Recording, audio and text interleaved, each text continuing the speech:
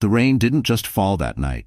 It attacked the glass dome of the Grand Aurora Ballroom like 1,000 fists, each drop rattling the crystal structure as if the sky itself was warning that something ugly was about to happen inside. But no one in the glittering crowd cared about the storm. Not when the air inside was thick with champagne bubbles, expensive perfume, and the kind of gossip only the city's elite could trade with a straight face. It was the annual Hope Gala, a charity event dressed up like the Oscars. Celebrities posed for photographers near towering floral arrangements flown in from Holland that morning. Waiters in white gloves glided between marble columns with trays of caviar blinis. The clink of crystal glasses and the hum of strings from a live quartet filled every corner. This was the kind of room where fortunes were made with a handshake, and reputations could be destroyed with a single whispered sentence. At the heart of it all stood Daniel Everett. The man had the kind of charm you couldn't buy, though his tailored tuxedo, platinum cufflinks, and $20,000 watch suggested he'd tried anyway. Tall, with perfectly combed dark hair and that smug, practiced smile, Daniel had built a billion-dollar software empire and a public image as the city's golden boy. To the cameras, he was philanthropy wrapped in charisma. But Harper Langston knew better. She'd known the real Daniel, the man who could slice a person open with words and then smile like he'd just done them a favor. And tonight, Daniel was on a mission. She spotted him easily, standing beneath a glittering chandelier the size of a small car, holding court like a king at a banquet.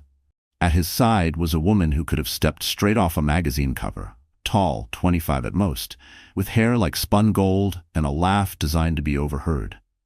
Her gown was liquid gold sequins, clinging to her curves with unapologetic precision. Harper's stomach churned, not from jealousy, but from the tiny rhythmic kicks inside her own body. Harper shifted her weight, her hand instinctively going to the swell of her belly beneath the storm blue silk dress she'd chosen for tonight. The baby was restless, like it could sense her rising heartbeat. She'd come here because Daniel had insisted, playing the concerned ex-husband who still wanted to keep things civil. It had been framed as an olive branch, but Harper knew a trap when she saw one. She was about to see why. Daniel leaned in toward his date, but his voice carried, whether by accident or design, across the table to a cluster of his peers. "Nobody wants a pregnant woman," he said casually, swirling the champagne in his glass. "Not in the boardroom, not at events, and definitely not in their bed." The laughter was immediate, sharp, and merciless. The young woman beside him giggled, her perfectly glossed lips parting like the comment was some brilliant truth she'd just learned. A few men chuckled under their breath, while others smirked behind their glasses. Harper felt the words slice clean through her. It wasn't the insult itself, she'd heard worse from Daniel in the privacy of their marriage.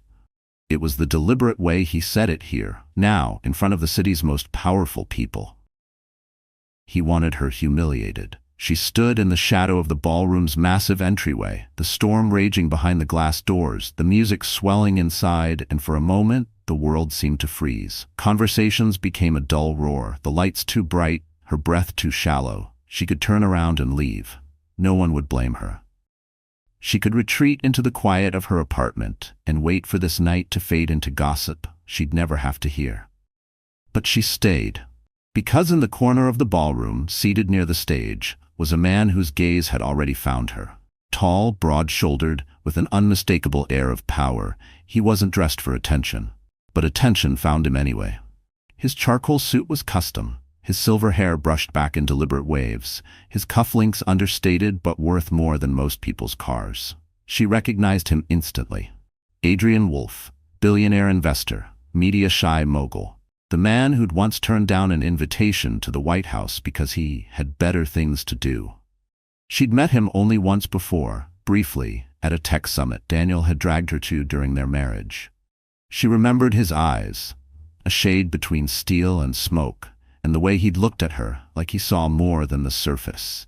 And now, Adrian Wolfe was watching her like she was the most important person in the room. Harper drew in a breath, straightened her shoulders, and stepped fully into the light. The movement drew attention immediately. Heads turned, cameras pivoted, The hush of curiosity rippled outward. Her storm blue gown skimmed the floor, the silk catching the light with every step. She'd chosen it because it made her feel like herself again.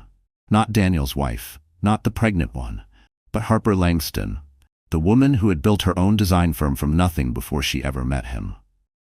As she walked deeper into the ballroom, she could feel Daniel's gaze snap toward her. Surprise flickered across his face, quickly smothered by irritation.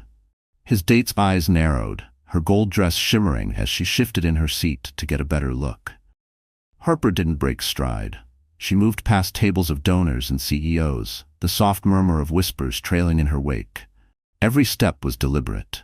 She wasn't just walking into a room, she was walking into battle. By the time she reached the center aisle, the quartet had subtly lowered their volume, and a photographer had started snapping frames. She didn't look at the cameras.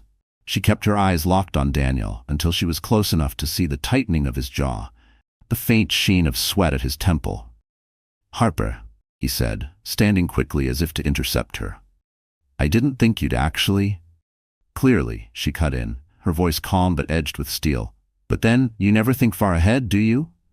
A few guests nearby glanced at each other, sensing the shift.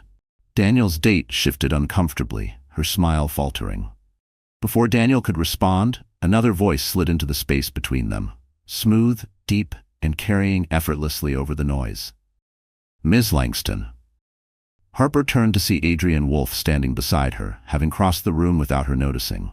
Up close, his presence was even more commanding, the kind that made people instinctively straighten their posture. "I was hoping you'd accept my invitation," Adrian said, offering his hand. His eyes flicked briefly to her belly, then back to her face, not with judgment, but with something startlingly close to respect. Daniel stiffened. "You know each other?" "Not well enough," Adrian replied, his mouth curving into a subtle smile. "But I'd like to change that, may I?" He extended his arm, and for the first time all evening, Harper felt the corner of her mouth lift. She placed her hand lightly on his sleeve. Daniel's face darkened. His date stared between them, like she'd just realized she was watching a scene she didn't have a script for. As Adrian led Harper toward the front of the room, past the flash of cameras and the hum of speculation, she didn't look back. Not yet. That moment would come later, and when it did, it would be on her terms. For now, she let the murmur of curiosity swell around them, the storm still raging against the glass dome overhead. Somewhere deep inside, she knew this was only the beginning, because Daniel Everett had just made a very public mistake. And Adrian Wolfe, the man known for making impossible deals, had just made her an offer she couldn't refuse. Before Harper Langston was a name whispered in the marble halls of the city's elite, she was just a girl from a quiet coastal town where the air smelled of salt water, and every neighbor knew the contents of your grocery cart. Summers were for bare feet on warm pavement, winters for huddling by the old brick fireplace in the Langston family home. She grew up on the kind of street where mailboxes leaned from years of ocean wind, and the school's annual fundraiser still meant hand-painted signs and pies cooling on porches. Her father, George Langston, was a high school art teacher with paint perpetually on his hands. Her mother, Claire, was a nurse whose patience could soothe even the most difficult patient. They didn't have much money, but they had the kind of love that wrapped around you like a favorite quilt, steady, unconditional, and warm. From them, Harper inherited a stubborn work ethic, a love for creating beauty, and a deep belief that people were, at their core, good.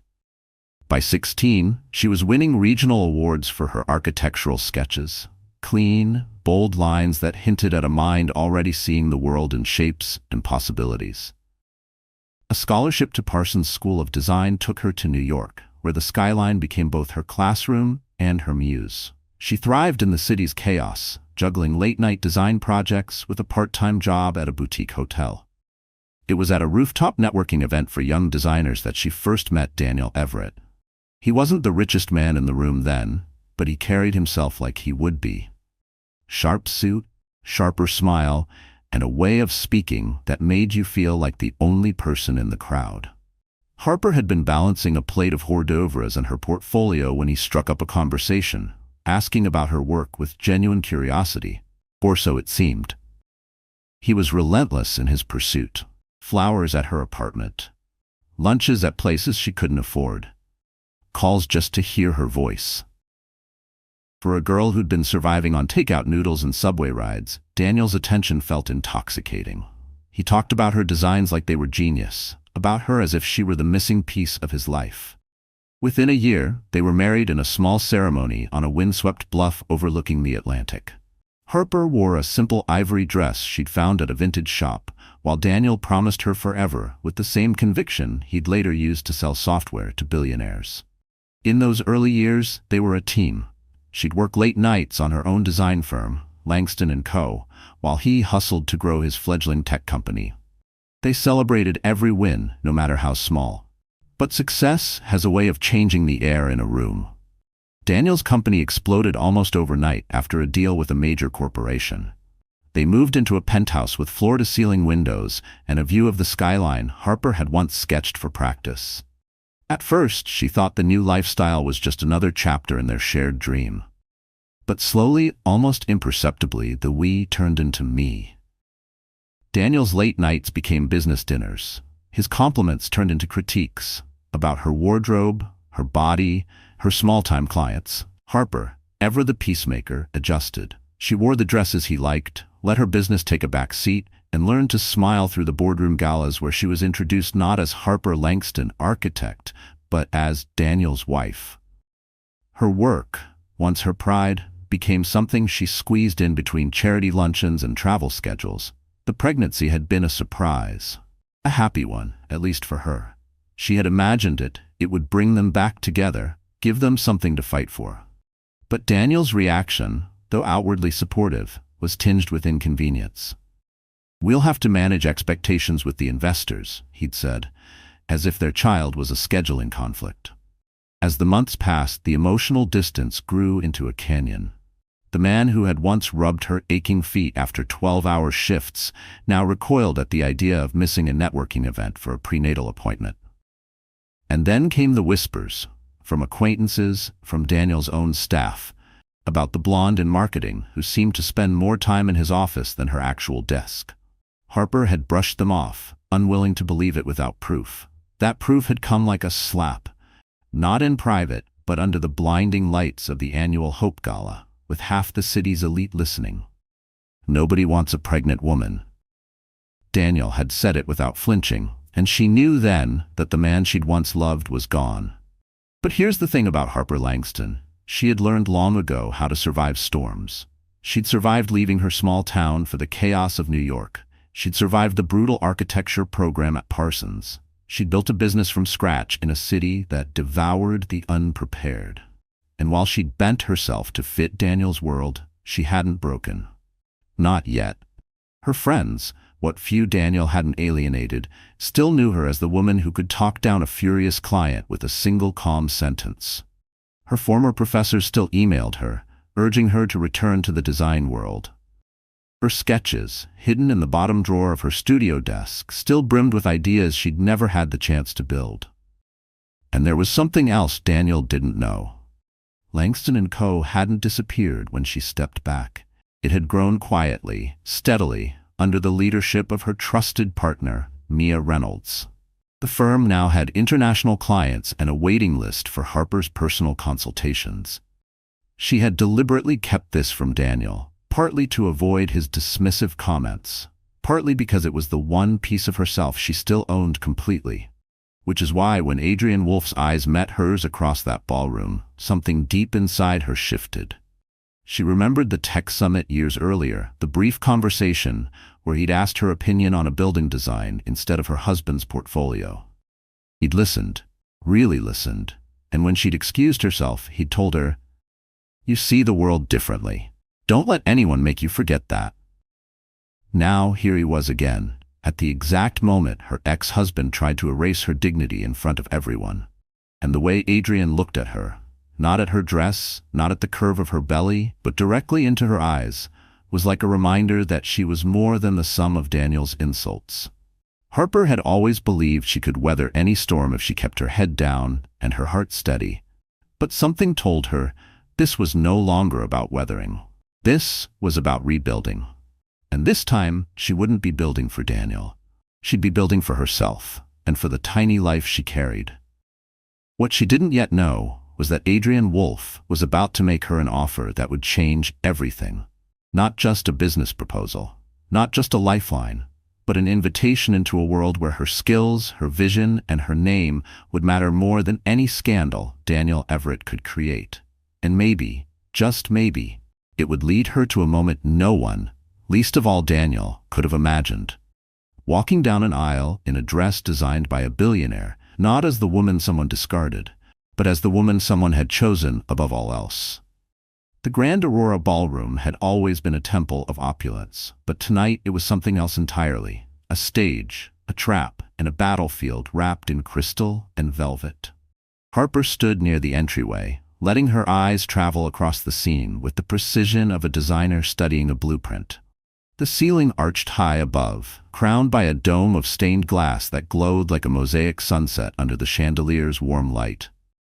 Every column was wrapped in cascading orchids, each bloom perfect, imported, and absurdly expensive. Round tables draped in deep plum silk filled the space, set with gold-rimmed plates and crystal goblets so fine they looked like they'd shatter under a whisper. The air smelled faintly of gardenias and vintage champagne, a combination that belonged to this world of excess.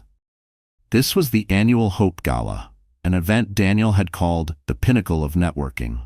For him, it was less about charity and more about being photographed with the right people, shaking the right hands. For Harper, tonight was supposed to be about one thing: showing her face, proving she wasn't afraid to be seen, even after their split. But Daniel had a way of turning every stage into his own.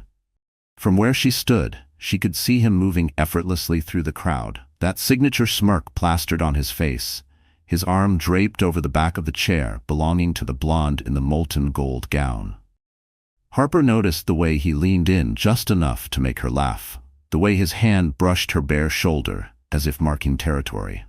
The tables closest to the stage were a roll call of the city's most influential: venture capitalists in tailored suits, fashion editors in couture, real estate magnates who could buy and sell entire blocks without blinking. These people didn't just attend the gala, they defined it. And every last one of them was within earshot when Daniel delivered his little proclamation about pregnant women being unwanted. That comment still echoed in Harper's mind, not because it hurt, she'd been inoculated against his cruelty long ago, but because of how intentional it was. Daniel wanted an audience. He wanted her to hear it. He wanted them all to hear it. It was a performance designed to paint her as pitiable, disposable. She inhaled slowly, forcing herself to take in the space instead of the sting. The gala was more than an event. It was a map of Daniel's world, the one she'd been pushed out of. But as she scanned the room, she realized something. She knew this map better than anyone. She'd walked these marble floors on his arm for years, learned the rhythms, the power clusters, the unspoken hierarchies. The far left corner was where the journalists gathered, huddled around the city's most notorious gossip columnist, Madeleine Crowe, who could topple reputations with a single paragraph. The right wing was dominated by the old money set, families with names etched into the foundations of museums, and directly ahead, the front tables belonged to the new money titans, Daniel included. And then there was Adrian Wolfe. He sat at a table near the stage, but slightly off-center, as if to avoid the spotlight while still being able to command it when he chose. Even in a room of power, Adrian's presence was singular. People leaned toward him when he spoke, laughed just a little louder at his remarks. His table mates were a mix of international business leaders and philanthropists, people who moved markets and made headlines. Harper caught his gaze again. It was steady, unreadable, but not cold. He was studying her, and she realized with a jolt that she was doing the same. She'd read about him, how he'd built his fortune from a small shipping firm into a global investment empire, how he'd turned down interviews for years, letting his work speak for itself. But what fascinated her now wasn't his resume. It was that he didn't look at her the way everyone else in this room did. There was no pity, no curiosity laced with judgment, just interest. A passing waiter offered her a flute of champagne. She declined, resting a protective hand on her belly instead. The baby kicked again, as if echoing her decision. She took a step deeper into the ballroom, heels clicking softly against the polished marble. Conversations faltered in her wake. Heads turned. Near the center, she was intercepted by Margaret Voss, a jewelry designer Harper had once collaborated with on a boutique hotel project. "Harper, darling," Margaret said warmly, though her eyes flicked briefly toward Daniel's table. "You look radiant." It was the kind of word people used when they meant, "I didn't expect you to show up like this." "Thank you," Harper said smoothly, refusing to look in Daniel's direction. "How's the new collection?" Margaret launched into a description of her latest line, but Harper only half listened. Out of the corner of her eye, she saw Daniel rise from his chair, his date clutching his arm. He was making his way toward her. The room seemed to tilt slightly, not from nerves, but from the anticipation of the scene about to unfold. Guests leaned subtly closer, eager for a taste of real-life drama to spice up their evening. "Harper," Daniel said when he reached her, his voice dripping with practiced civility. "I didn't know you'd be here." "Clearly," she replied, her tone calm but edged. His date, all sharp cheekbones and glossy hair, gave Harper a once-over, her lips curving into something between a smirk and a sneer. "Daniel was just telling me about the baby," she said, like it was a novelty item he'd once owned. Harper's stomach tightened, but she kept her expression neutral. "Was he?" Before Daniel could answer, Adrian's voice carried over the hum of the crowd. "Miss Langston?" Harper turned. Adrian was standing now, moving toward her with unhurried confidence. The crowd's attention shifted instantly, the air crackling with the unspoken question, "Why is Adrian Wolfe walking toward her?" He stopped beside her, his gaze flicking briefly to Daniel before settling on her again. "I was hoping you'd join me at my table," he said, his voice even, but leaving no room for refusal. Daniel's jaw tightened. "We're in the middle of a conversation." Adrian didn't look at him. "Then you'll understand if I borrow her for a better one." A hush fell over the immediate circle. Harper felt every eye on her, every whisper waiting to start. She could sense Daniel's anger, the way his pride bristled at being dismissed in front of an audience. She took Adrian's arm. Gasps rippled through the room as he guided her toward his table, past clusters of people who would be dissecting this moment before dessert was served. The quartet shifted into a softer melody, as if even the music recognized the change in the room's energy. As they reached the table, Adrian pulled out her chair. "You handled that well," he said quietly. "I wasn't aware I was being tested," she replied, settling in. "Oh, you were," he said, a faint smile touching his lips. "And you passed." For the first time that night, Harper allowed herself to exhale. But the battle wasn't over. In this room, in this city, nothing ever was. If the Grand Aurora Ballroom was a chessboard, Daniel Everett had always played as if he were the king. Slow, deliberate moves, always assuming the board existed for his benefit. But tonight, Harper saw something new in him. An edge, almost desperation, hidden beneath the tuxedo and polished grin. Daniel had been many things in their marriage. Charming, ambitious, cutting, but never sloppy. He was calculated to the point of obsession, the kind of man who read 3 annual reports before a casual lunch meeting. So his little public insult about pregnant women hadn't been careless. It was strategy. Because Daniel wasn't just here to celebrate the Hope Gala's cause. He was here to cement his next big deal, a partnership with Titanus Global, a European investment conglomerate run by men who valued image over ethics. Daniel knew that in their world, appearances were currency, and the optics of a recently divorced, childless CEO were far cleaner than a soon-to-be father tied to a woman he could no longer control. Enter Serena Vale. The molten gold-clad blonde was more than just a pretty face. She'd been the head of brand experience at Everett Dynamics for barely 8 months, but she'd already wormed her way into Daniel's inner circle. Her resume boasted years in luxury PR, though rumor had it she'd been quietly asked to leave her last firm after a scandal involving a married client. None of that mattered to Daniel. Serena was exactly the accessory he wanted on his arm tonight, young, fashionable, unencumbered. The way she looked at him, tilting her head with that perfectly rehearsed adoration, gave him the illusion of being both powerful and desired. She knew her role: laugh at his jokes, lean in during photos, make the rest of the room believe he'd traded up. Harper knew the type. Serena had been watching her since the moment she walked in, eyes sharp behind the gloss and false lashes. Every shift in posture, every whisper to Daniel was designed to draw an invisible line. "You're out? I'm in." The thing Serena didn't understand was that Harper had no interest in standing where she stood now. That spot came with strings, silence, and a slow erosion of self-worth. Harper had already paid that price. But Serena's ignorance was Daniel's weapon, proof that someone else was willing to fill the space Harper had left behind. From across Adrian Wolf's table, Harper could see Daniel glancing over between conversations with his investors. His smile never reached his eyes when he caught her gaze. He was assessing, recalculating. Daniel had built his empire on controlling narratives, and the sight of his ex-wife seated beside Adrian, one of the few men in the city who could outmatch him, wasn't part of his script. Adrian noticed too. "He's rattled," he murmured, leaning just close enough for her to hear over the string quartet. "Good," Harper replied, though her tone stayed even. "He's used to people playing his game. Maybe it's time he realizes the board's changed." Meanwhile, Serena's smile had turned brittle. She was used to being the most watched woman in the room, and Adrian's attention toward Harper had shifted the current. The photographers who'd been angling for shots of Daniel and Serena were now discreetly circling Harper's side of the room. Serena leaned in toward Daniel, whispering something behind her hand. Daniel's jaw tightened. Harper could almost hear the conversation in her head. Serena asking who Adrian was and why Harper was sitting with him. Daniel brushing it off but promising to handle it. It was the same tone he'd used in their marriage whenever something or someone threatened his perfect image. And Daniel's image was everything.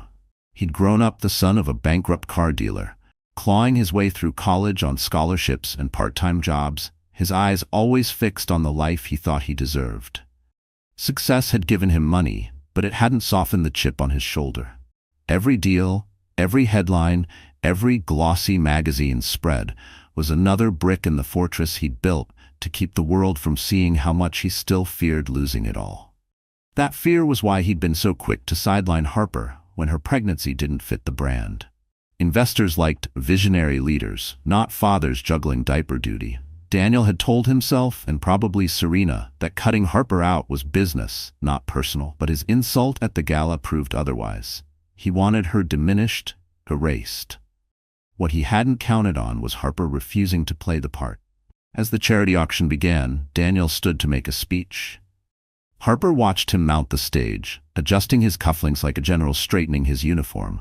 His voice filled the room, smooth, confident, peppered with jokes that drew polite laughter. He spoke about innovation, community, and the importance of supporting the city's youth. To anyone who didn't know him, he looked flawless. But Harper noticed the way his eyes kept darting toward her table between lines, how his hand lingered on the lectern a beat too long. She knew he was recalibrating in real time, figuring out how to spin tonight so that his narrative stayed intact. When the applause came, Daniel descended the stage straight to the Titanus global executives, Serena trailing behind like a shadow. They clustered near the champagne tower, the conversation animated but tight. Harper didn't need to hear it to know the stakes. If Titanus saw Adrian Wolf showing interest in her, they'd wonder why. And if they wondered why, they might start asking questions Daniel didn't want answered. Across the room, Adrian's voice drew her back. "He's going to make a move," he said quietly. "Let him," Harper replied, keeping her gaze steady on Daniel.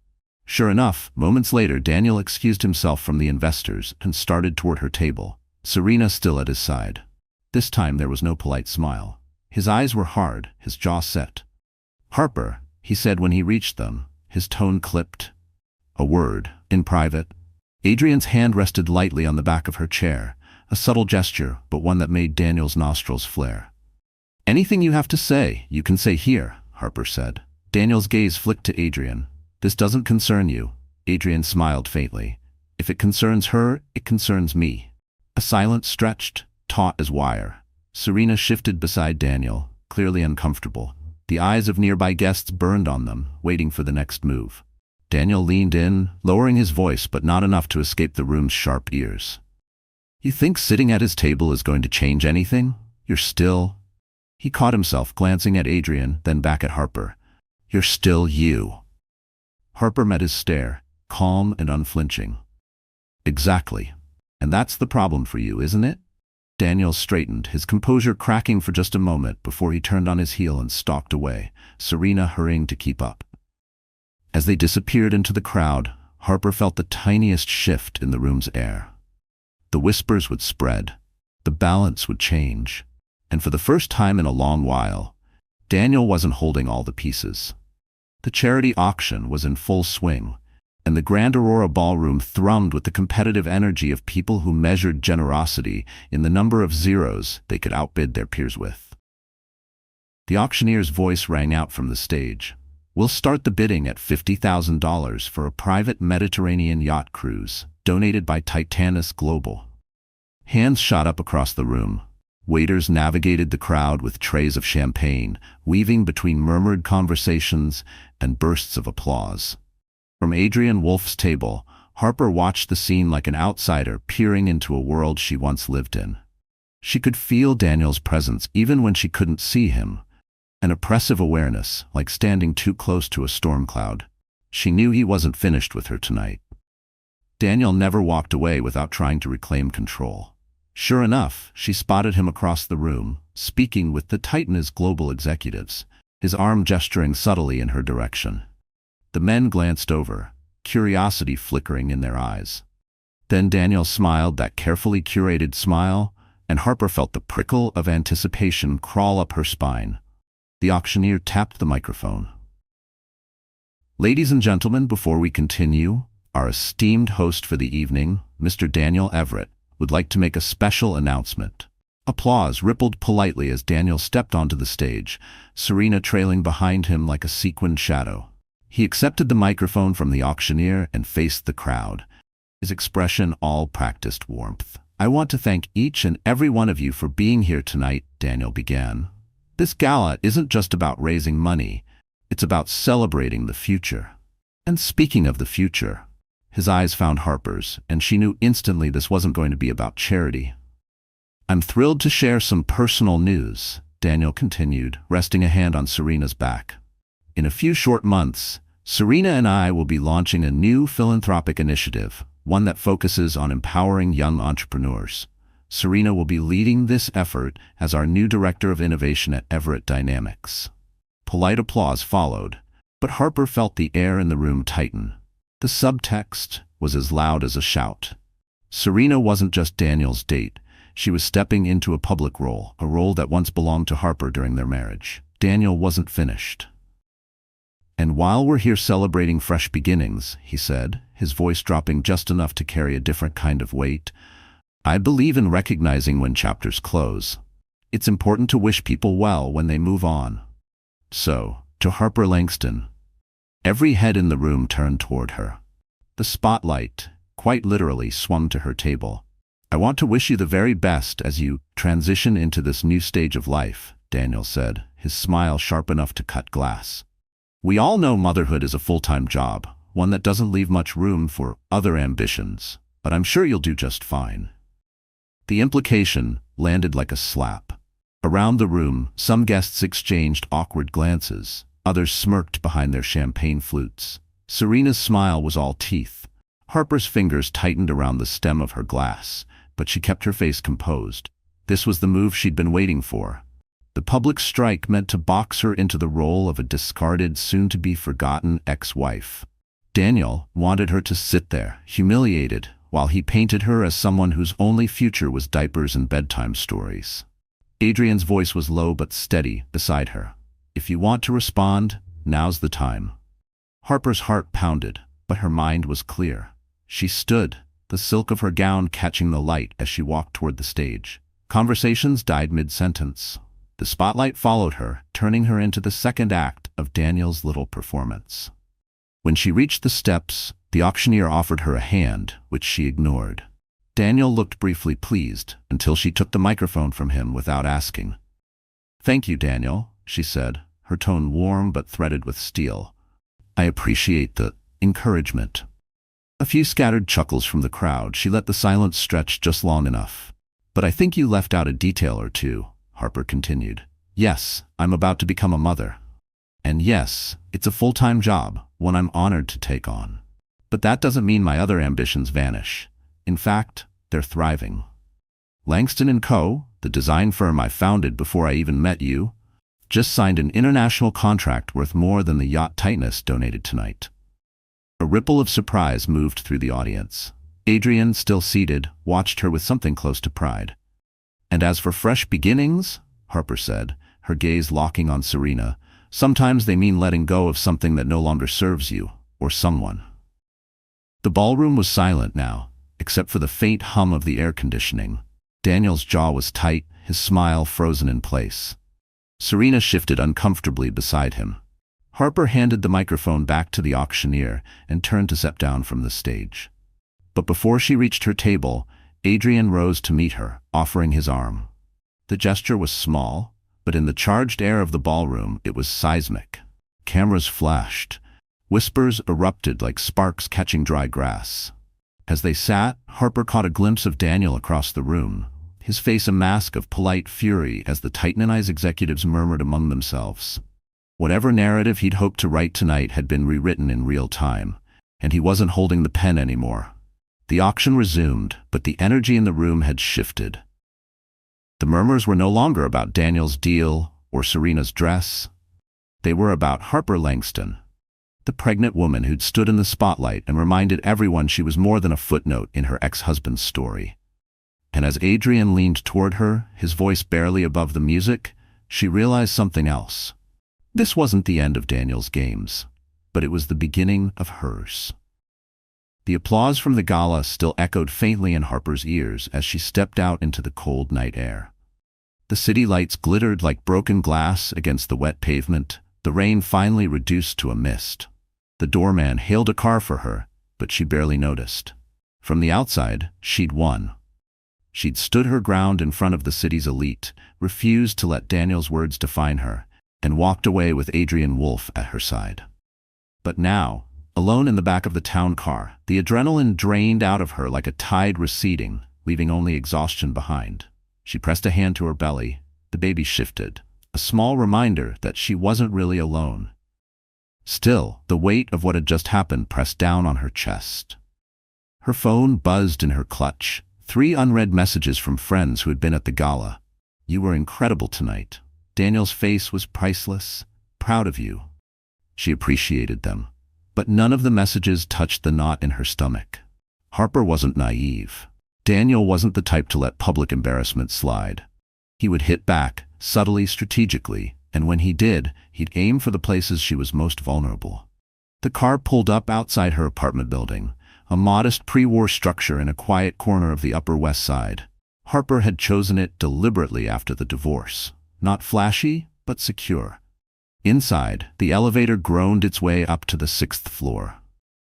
The apartment greeted her with soft lamplight and the faint scent of lavender from the diffuser she kept running in the living room. It should have felt safe. Instead, it felt small. She kicked off her heels, the ache in her feet flaring now that she wasn't forcing her posture. In the bathroom, she caught sight of herself in the mirror. Storm blue gown, perfect hair, makeup still mostly intact. To anyone else, she looked like a woman in control. But she knew the truth. Her hands trembled as she unclipped her earrings.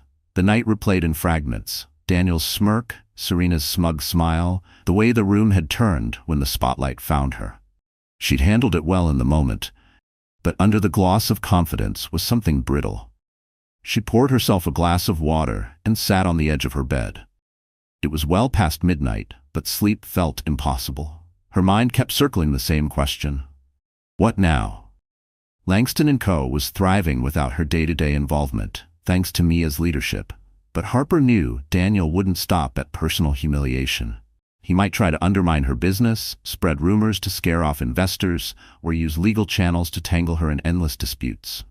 And with a baby on the way, she didn't have the luxury of endless energy for battles.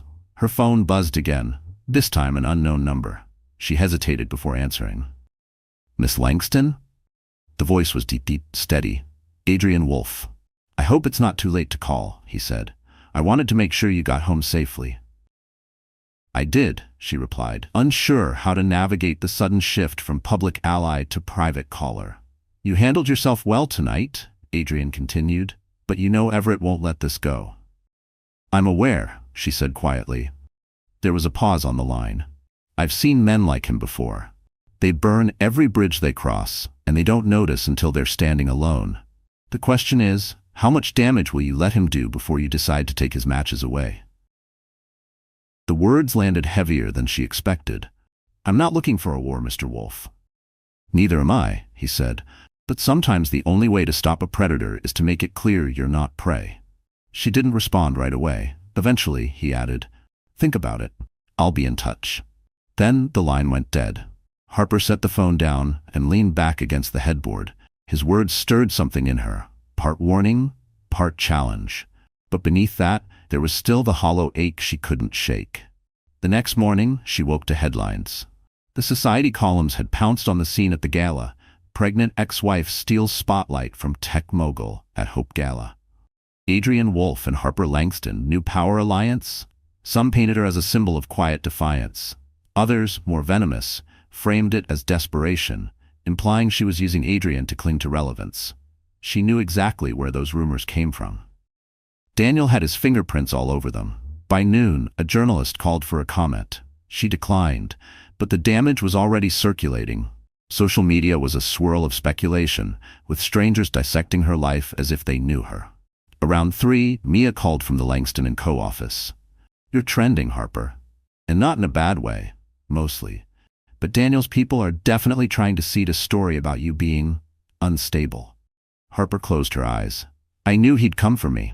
We can handle the PR, Mia said, but you need to be ready for him to escalate. After they hung up, Harper sat at her kitchen table, staring at the steam curling from her tea.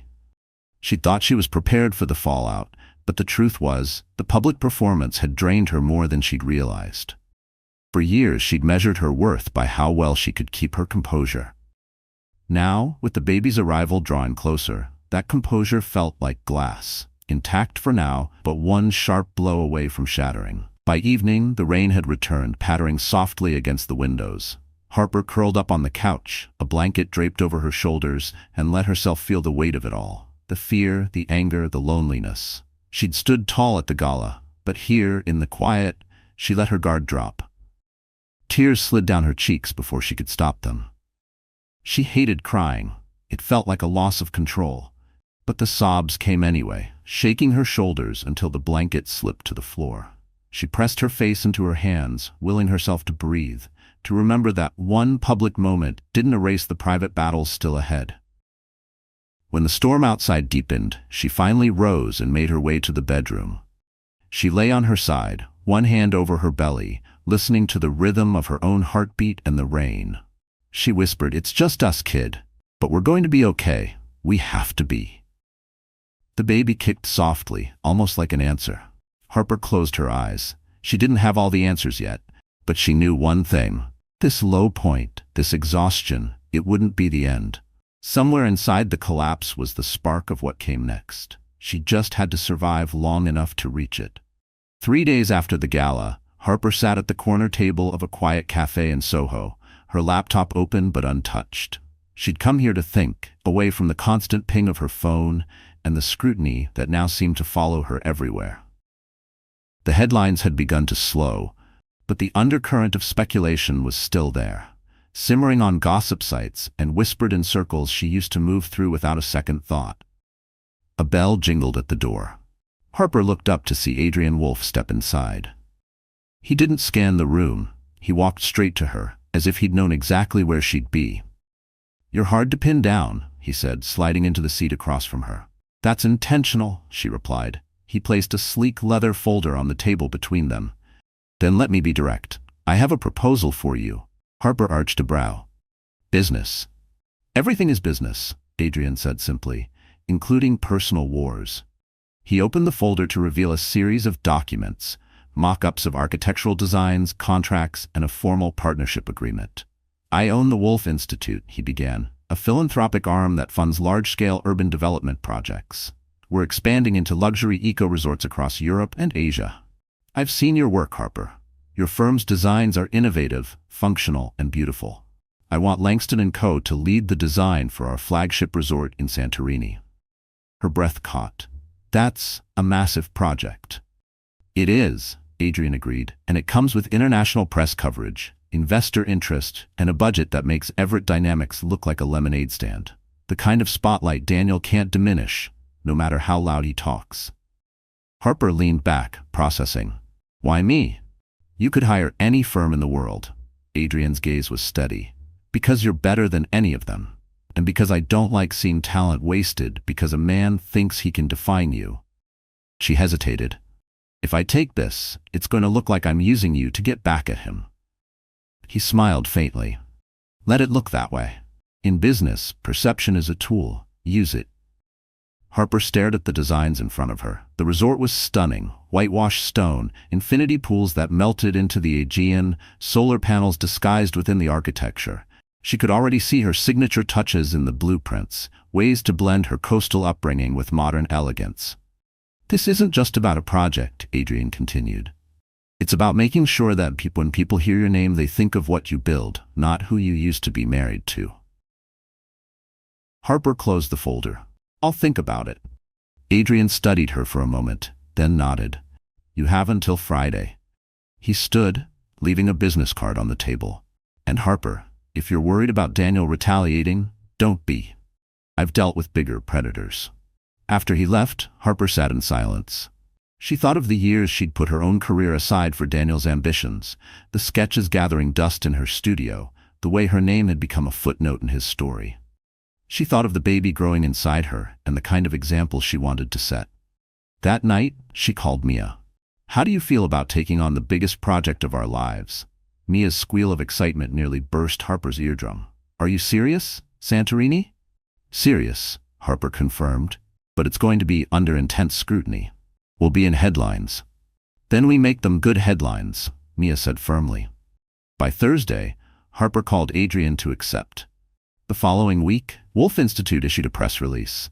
Wolf Institute partners with Langston & Co. for flagship Santorini resort. It didn't mention Daniel Everett. It didn't need to. The media did that on its own.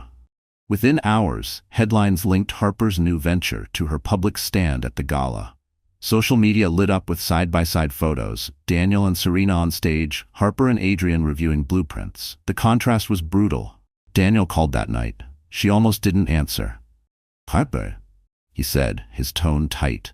"What the hell are you doing?" "Working," she replied evenly. "You think this little stunt is going to make you untouchable? You're walking into a fight you can't win." "Maybe," she said. "Or maybe I've been in a fight for years, and you just didn't notice because I wasn't swinging back." There was a long pause before Daniel hung up without another word. In the weeks that followed, Harper threw herself into the project. Site visits, design meetings, investor presentations. She was back in her element, her name in the press for all the right reasons. And the more the project took shape, the more she realized something. Adrian's offer hadn't just been about business.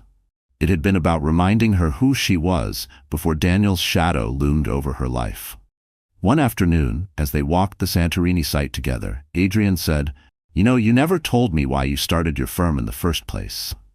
Harper smiled faintly. "Because I wanted to build spaces that made people feel the way I did in my parents' house, safe, seen, at home. Even in the middle of a city, even if they'd never had that before." Adrian nodded. "Then let's make this resort exactly that. Not just for guests, for you." And for the first time in a long time, Harper believed it was possible. The first time Harper walked into the Wolf Institute's Manhattan headquarters after accepting the Santorini project, she still wore the muted tones she'd grown accustomed to during her marriage. Soft grays, navy, taupe. Clothes that didn't draw attention, that allowed her to blend into Daniel's world without overshadowing him. That ended within a month. Working alongside Adrian's team was like stepping into a different atmosphere, one where her ideas were not only heard but amplified. Every meeting, every presentation, she felt herself standing taller, speaking louder, reclaiming the space she'd once surrendered. Mia noticed it first. "You're different," she said during a late-night Zoom call. "Your voice, there's power in it now." Harper shrugged, but she felt it too. The project was enormous, designing a luxury eco-resort that would balance elegance with sustainability. It required boldness, precision, and a willingness to take risks. Harper was making choices without second-guessing, trusting her instincts the way she had when she first started Langston & Co. And as her confidence grew, so did her public image. The press covered the project relentlessly, often focusing on Harper herself. From ex-wife to empire builder, read one headline. Harper Langston's vision goes global, read another. She stopped avoiding interviews and started shaping her own narrative. Adrian insisted on hiring a stylist for the press events. At first, Harper resisted. She didn't want to become some manufactured image. But the stylist, a sharp-eyed woman named Lila, understood instantly what Harper needed. "We're not changing you," Lila said, flipping through fabric swatches. "We're revealing you. There's a difference." Gone were the safe neutrals. Harper began wearing bold architectural silhouettes that echoed her own design aesthetic. Clean lines, rich colors, unexpected details. A crimson silk coat over a midnight jumpsuit, a structured white dress with an asymmetrical neckline. Even her maternity wear became a statement. Elegant, unapologetic, impossible to ignore. Her hair, once kept in soft waves to please Daniel's preference for effortless beauty, was now styled sleek and deliberate, sometimes pulled back to show the strength in her face. And when she walked into a room, she no longer tried to disappear into the wallpaper. The change wasn't just external. Harper's mindset shifted in quiet but seismic ways. She stopped apologizing for taking up space. She stopped softening her words to make others comfortable. In design meetings, she challenged architects twice her age, defending her vision with calm authority. At investor luncheons, she spoke as the head of her firm, not as someone's plus one. Adrian noticed the transformation too. "You've stopped looking over your shoulder," he said one evening as they reviewed renderings. "I didn't realize how often I did it," she admitted. "That's because you were used to a man who needed you to doubt yourself," Adrian replied. "Now you're in a room where doubt is a liability." The turning point came 6 weeks before the resort's groundbreaking ceremony. Harper received an invitation to the International Design Awards Gala, an event she'd avoided for years because Daniel dominated the guest list. This year, the Wolf Institute was one of the main sponsors, and Harper's Santorini project was already creating buzz in the design community. "You should go," Mia urged. "It's going to be crawling with Daniel's people," Harper countered. "Exactly," Mia said. "And you won't be crawling.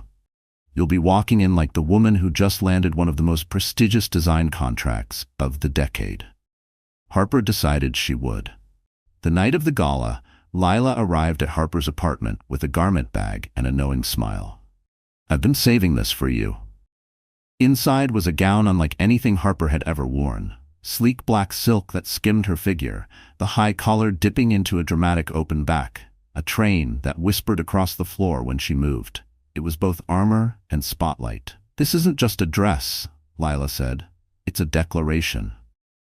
When Harper arrived at the venue, cameras immediately swung in her direction. The flashbulbs popped like fireworks, journalists calling her name. She didn't flinch, didn't rush past. She paused, smiled, let them capture the woman she'd become. Inside, she moved through the crowd with deliberate grace. Every conversation was an opportunity, not for revenge, but for building alliances that had nothing to do with Daniel. She spoke with editors, investors, fellow designers, always steering the narrative toward the Santorini project and the vision behind it. Daniel was there, of course, Serena glittering at his side. When their eyes met across the room, Harper didn't look away. She gave a small, polite nod, the kind you'd give a stranger at a crosswalk, and turned back to the CEO she'd been speaking with. The dismissal was subtle but devastating. By the end of the night, Harper had secured 3 new potential projects and an invitation to speak at a global design summit in Paris. On the car ride home, she caught her reflection in the window. The woman staring back wasn't the one who had stood at the entrance of the Hope Gala, flushed with fury and humiliation. This woman had rebuilt herself piece by piece, career, image, confidence, until there was nothing left Daniel could claim as his. Back in her apartment, she kicked off her heels and slipped into bed, one hand resting on her belly. The baby kicked and she smiled. "We're almost there," she whispered. When you arrive, you'll meet a mother who doesn't just survive, she wins. And deep down, Harper knew the final stage of her transformation was yet to come. The moment she would stand in full daylight, not just as the woman who'd been wronged, but as the woman who had written her own ending. The International Design Summit in Paris was the kind of event where careers could be made or destroyed overnight. Held in the ornate Palais Garnier, it was a week-long convergence of the world's most influential architects, developers, and investors. The Santorini resort was scheduled to be unveiled during the summit's final night gala, and Harper knew the audience would include the same high-powered crowd that once orbited Daniel Everett. And Daniel himself. She found out he'd be there when the official program was released. Keynote panel: The Future of Sustainable Luxury, featuring Daniel Everett, Everett Dynamics, Harper Langston, Langston & Co., and Adrian Wolf, Wolf Institute. It wasn't a coincidence. The panel had been arranged weeks in advance, but Harper recognized Daniel's fingerprints all over the choice. He was going to try to overshadow her on stage, just as he had at the Hope Gala. The difference was, this time, she wasn't coming unarmed. On the night of the gala, Harper stepped out of her car in a gown the color of molten silver, the fabric catching the light with every move. Her hair was pulled back in a sleek twist, diamond drop earrings framing her face. She was 8 months pregnant now, and she wore it like a crown. Cameras flashed wildly as she walked the crimson-carpeted steps of the Palais, Adrian at her side. Inside, the stage was set with 3 chairs and a glass podium. The audience filled the gilded auditorium, conversations echoing under the painted dome. Harper took her seat beside Adrian, directly across from Daniel. He gave her a tight smile, meant to rattle her, but she only returned a polite nod. The panel began with moderated questions about design philosophy and sustainability. Adrian spoke first, laying out the Wolf Institute's commitment to environmentally responsible luxury. Then, it was Daniel's turn. He leaned forward, charming the audience with rehearsed anecdotes, careful to frame Everett Dynamics as a leader in innovative living spaces. When the moderator turned to Harper, Daniel made his move. "Of course," he said smoothly, "Miss Langston has a unique perspective.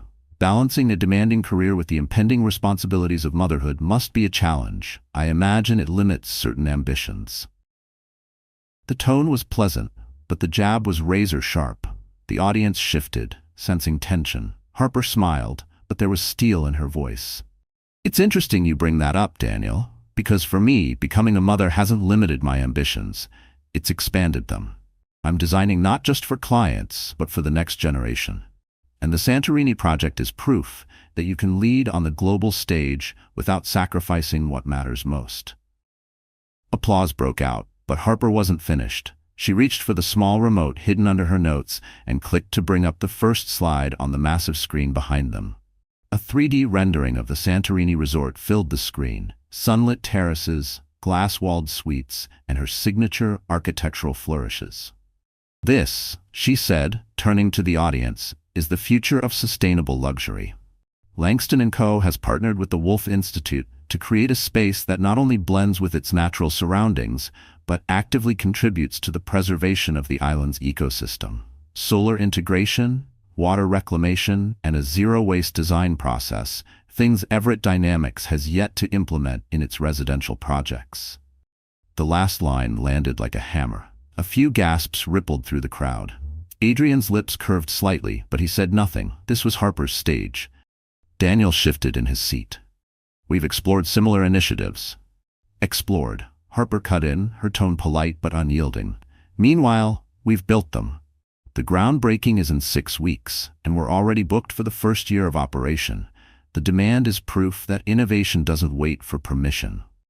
The audience erupted in applause, this time louder. Cameras flashed. Somewhere in the balcony, a journalist typed furiously. And then Harper delivered the final blow. "As part of this project," she said, "we're launching the Langston Fellowship, a program funding young architects from underrepresented communities to study and work on international projects, fully funded by the resort's profits. Because creating beautiful spaces means nothing if we don't create opportunities for the next generation to design them." The applause turned into a standing ovation. Even some of Daniel's usual allies rose to their feet. The moderator, caught up in the energy, wrapped the panel quickly. As they exited the stage, Daniel caught Harper's arm. "Nice performance," he said under his breath, "but this won't last." Harper met his gaze, unflinching. "You're right, this isn't a performance. This is the rest of my life." She walked away before he could reply, Adrian falling into step beside her. At the gala dinner that followed, Harper was surrounded by potential partners, journalists, and designers eager to work with her. Every conversation, every handshake felt like a nail sealing the coffin of Daniel's control over her narrative. Later that night, as she stood on the balcony overlooking Paris, Adrian joined her with 2 glasses of sparkling water. "You didn't just win tonight," he said. "You rewrote the game."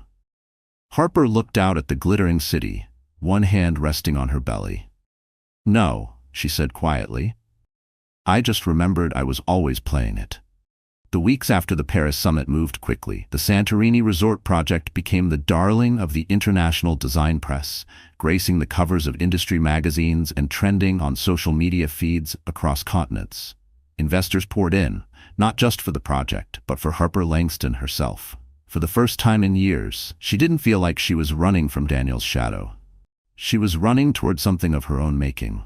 Her days were packed. Video conferences with the Greek construction team, consultations with environmental engineers, strategy meetings with Adrian. At night, she'd sit in her apartment with design sketches spread across the coffee table, the baby's rhythmic kicks keeping her company. Then, one crisp spring morning, Harper stood on the Santorini cliffs. The sea stretched out endlessly before her, its blue so vivid it seemed almost unreal. The groundbreaking ceremony was moments away. Local officials, international press, and the Wolf Institute's board members milled about under white canopies. The air buzzed with excitement, but Harper felt a calm settle over her. She wore a white linen dress that skimmed her pregnant form, her hair loose and wind-tossed. No armor, no stage makeup, just herself. Adrian approached, offering her a small velvet box. "This is for you," he said. Inside was a delicate necklace, an uncut diamond suspended on a thin gold chain. "It's not polished," he explained, "because you didn't need to be made perfect. You were always enough." Harper smiled, touched in a way she couldn't put into words. She clasped it around her neck, feeling its quiet weight. When it was time for speeches, Adrian introduced her as the visionary behind the project. The applause was immediate and genuine. Harper stepped up to the podium, the breeze tugging at her dress. "I've been asked what this resort means to me," she began. "And the truth is, it's more than buildings and blueprints. It's proof that no one, not circumstance, not opinion, not even betrayal, gets to define the limits of what you can build. Only you do." She paused, scanning the crowd. "I was told once that nobody wants a pregnant woman. I believed it for longer than I should have. But standing here today, I realize something. The people who matter will always want you, not for what you can give them, but for who you are when you stop trying to fit their version of your life." The crowd was silent for a moment before applause swelled, rolling over her like a tide. Harper felt the baby shift, as if joining in. The rest of the day passed in a blur of handshakes, photographs, and laughter. At sunset, as the last of the guests departed, Harper lingered on the terrace overlooking the Aegean. The sky burned gold and crimson, and for the first time in a long time, she felt entirely at peace. That night, back in her suite, she opened her laptop to find an email from an unknown address. "I saw the news. Congratulations." No name, but she knew it was Daniel. She stared at it for a moment, then closed the laptop without replying. He was just another part of the past now, irrelevant to the life she was building. 2 months later, Harper gave birth to a daughter. She named her Isla, after the Greek word for island, a nod to the place where she had reclaimed herself. Holding her in the hospital room, Harper whispered, "You'll never have to wonder if you're wanted." The following year, the Santorini resort opened to sold-out bookings and rave reviews. Harper stood at the entrance during opening week, greeting guests from all over the world. Isla was in a sling against her chest, sleeping soundly as Harper walked the grounds, her heart full. She saw couples taking in the sunset from the infinity pool, families laughing on the terraces, young architects sketching details of the resort. It was everything she had envisioned, a space that felt alive, welcoming, and lasting.